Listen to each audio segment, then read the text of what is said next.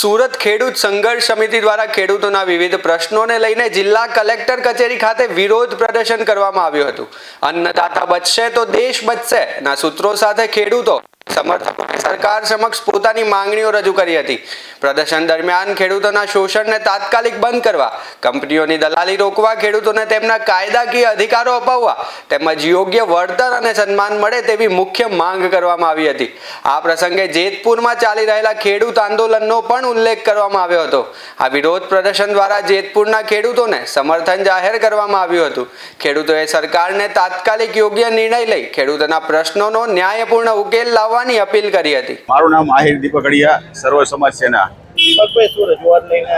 રજૂઆત અમારી એ છે કે સૌરાષ્ટ્રની અંદર કે આખા ગુજરાતની અંદર જે ખેડૂતો પોતાના હક માટે લડે છે, પોતાની જમીન બચાવવા માટે લડે છે, એના માટે અમે આવેદનપત્ર દેવાનો કાર્યક્રમ સુરત કલેક્ટર કચેરી રાખવામાં આવ્યો છે અને એના માટે અમે આવેદનપત્ર આપવા માટે આવ્યા છીએ।